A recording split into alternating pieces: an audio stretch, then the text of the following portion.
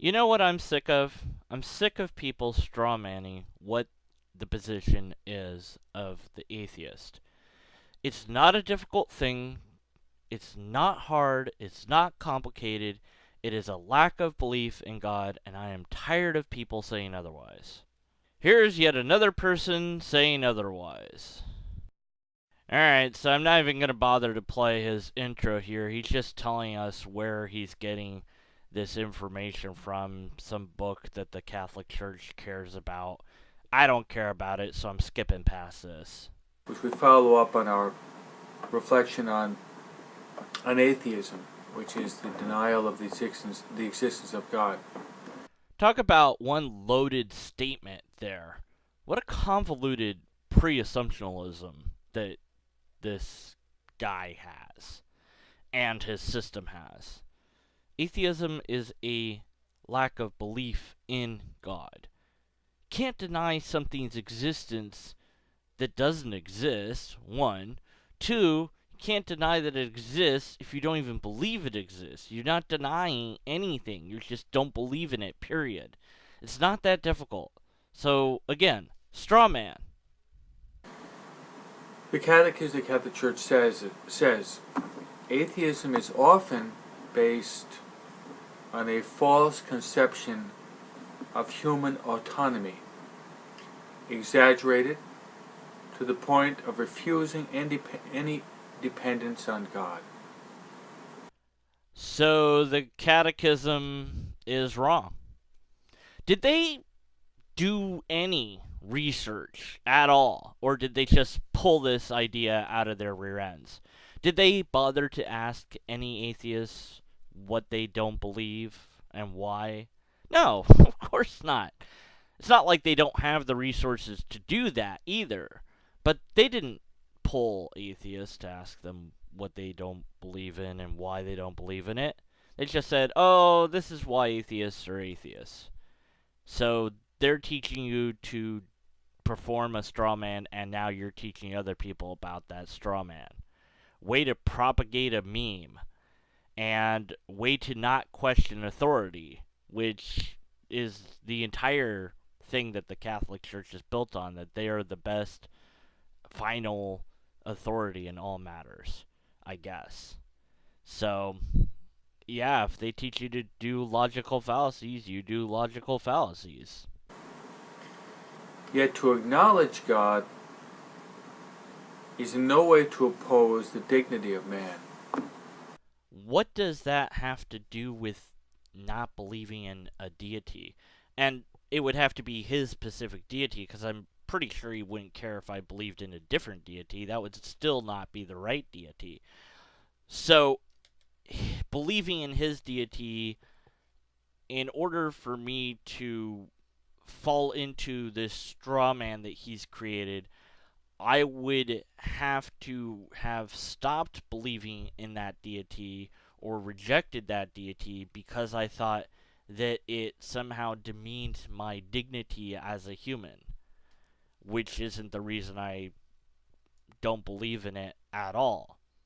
But if we're going to argue the case that believing in a deity demeans humans, I think that that's very easy to do, especially with his particular deity, especially with sin, any kind of sin. Doesn't matter if it's original sin or sin in general. The whole idea of sin is demeaning to humanity.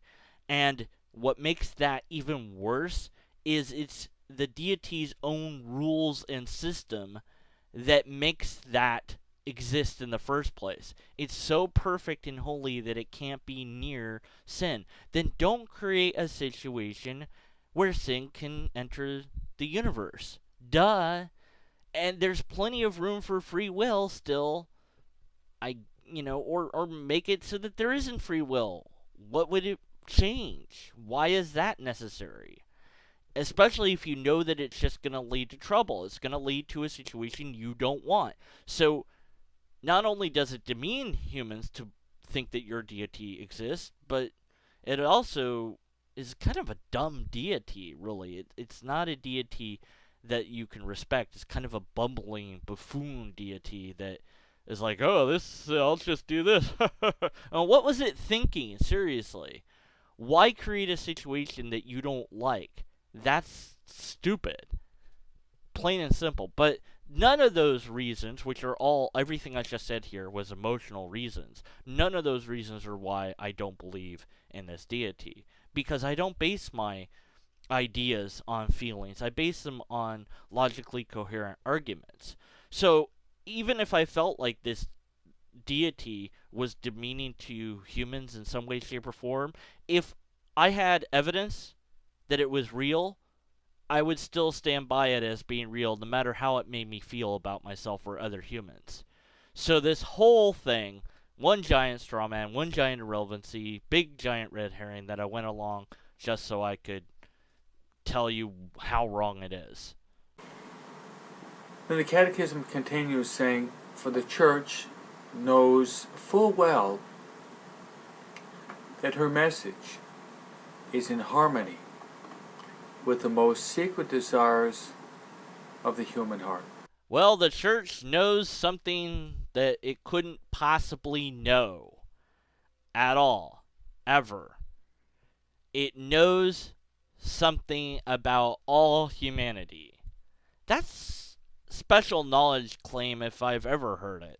My word, a giant logical fallacy that the church agrees with or believes in and includes in their teaching. Really, the most secret desire of the human heart is a great desire to live forever. I usually don't bring up other names when I'm pointing out a counterexample, but I think I can summon 3 names here in safety as a counterexample to this. Thunderfoot, who I've heard on his channel say that eternal existence would be boring, it would be suffering, it would be painful. He doesn't want anything to do with that. So I think he's a counterexample. I myself am a counterexample. I don't want to live forever. I would like to live for a very, very long time, but certainly not forever. I don't know how long, like, let's say an eon. Would I want to live an eon? I don't know. I probably could squeeze a lot of activities into an eon, but I'm not sure that I'd want to exist for that long. It depends on the quality of life, I suppose. I mean, if life is really good and I've got a lot of things going for me, then yeah. But if we're talking about, like, some realm where I get my heart's desire, maybe I'll live there for a few centuries, but eventually I'm going to do everything that I wanted to do and get bored and want out. And if I don't have, like, a red button to press to stop my own existence, it's going to be torturous after I'm bored and have run out of things to do. So I am a counterexample, and I'll give a third counterexample, Piers Anthony, a science fiction fantasy writer, and he's written other books as well, other genres. In his book On a Pale Horse, in the author's notes, he talks about that he wants to cease existing. There's a character in the story where death pulls out the character's soul, and the person so staunchly doesn't believe even when death is there, that their soul just disintegrates into nothing. And Piers writes that that's basically, if there was an eternal realm, that's what he would want to happen to him. That he would just want to disintegrate into nothing. He wouldn't want to even be aware that there was anything more than this life. He definitely doesn't want to live forever.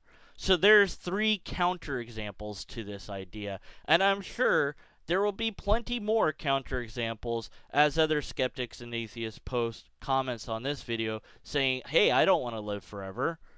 Go ahead. Let's give them some more counterexamples. But who cares about what the atheist said? I mean, the Catholic Church couldn't be bothered to ask us what we believe or don't believe and why. They just are making up stuff left and right anyways, so why not make up this idea too? What's the next example you have of something that the church knows that is wrong?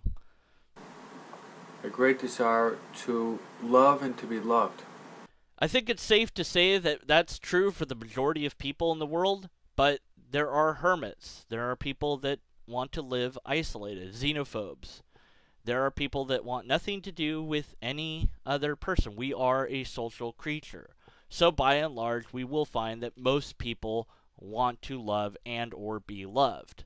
But you will find the exception to that rule. You might find somebody who just wants to love and not receive any love back, that they enjoy giving more than receiving. If they find that they're being loved, maybe they feel guilty about it. It's not something that they actively seek. Maybe they don't reject it when it comes up, but nonetheless, they would rather love.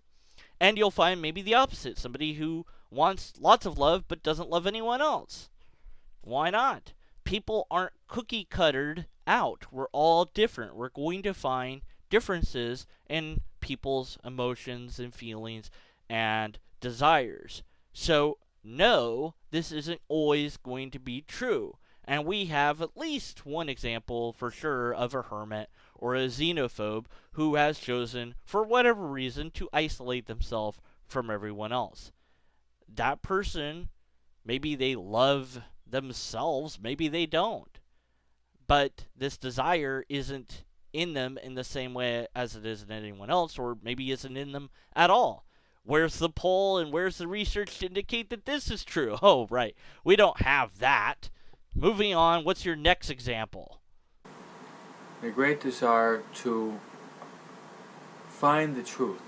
Here's where I really wish that this was true. I wish that it was true that all humans really, really, really wanted to find the truth. But what I found is actually the opposite to be true. Many humans will reject the truth, reject the facts, because it causes cognitive dissonance, because it causes feelings of anxiety in them, because it makes them upset, because they were told something else and they'd rather go with that belief than what reality might be. People who disbelieve in biological evolution, the age of the Earth, where the Earth is located in relation to the rest of the universe, that we landed on the moon, that the world is a sphere, etc., etc., etc. These are people who don't actively seek the truth. They want their own reality to be true. They reject the real reality and substitute it for their own. We have plenty of counterexamples to this. I wish it was otherwise, but it's not. But what's ironic is you're going to follow all of this and say, oh, and here comes Jesus. He happens to say, oh, I'm the truth and the way and the light. Anyone can say that. Anyone can make that claim. The problem is that he never substantiated that claim, and as far as I can tell, we can't even substantiate that he actually existed in the first place. So there's a lot of problems there. There's disagreement present, and that's a huge issue. But anyone can make that sort of claim. It doesn't make it a true claim. The best way to find the truth is to not just go with what some guy said or what some gal said, but to do experiments and observation and repeated experiments and have other people do experiments and observation and write down and take careful notes, etc., etc. We call this science. To do that hard work of investigation and share our knowledge with each other and fact check each other until we've exhausted all possible things and we get to whatever the truth is. Not just believing somebody because they said it was true. Which is ironic because the whole theology of Christianity is laid out to make you stop asking questions. The knowledge of good and evil is bad. That's what casts Adam and Eve out of the garden. Knowing what is good and what is bad is a bad thing. God wanted innocent creatures who knew no better, I guess. But then how would they know not to eat that and know that that was a bad thing to do? I don't know. He just told them don't do it. I'm like, okay, we won't do it. And then he lets them get tricked. And then he punishes them for letting them get tricked, even though that was completely and totally preventable, essentially all his fault. So, yeah.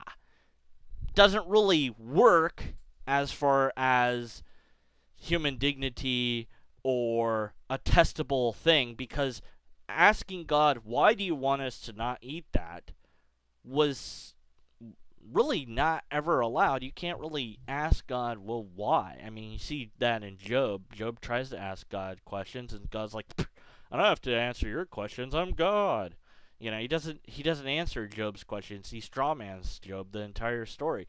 So your religion isn't about finding the truth. It's about saying, oh, we have the truth, and just believing that you have the truth and telling other people that you have the truth, but not actually giving them the real truth. Because you don't give them the real history, you don't give them the real evidence, because doing that would destroy your religion. So you have to make up fairy tales and pretend that these fairy tales are real. So your religion is your own counterexample to people wanting to find the truth. But all that aside, we don't have a logically coherent argument, and so unless and until we do, we have to continue to be skeptical of your claims. And the truth will set us free. The ironic thing here is that his truth will not set you free, because once you're in, it's very hard to get out. I speak from experience. I haven't been a Catholic, but I certainly know how hard it was to deconvert from religion. It's not an easy thing to do. The dogmatic beliefs and teaching of my religion are geared to make you not ask questions, to not seek information, to not look into it, to not investigate, to not be skeptical. So I would encourage you to investigate, to be skeptical, to doubt, and to see if you really do have the truth or not. And if not, go where the evidence leads.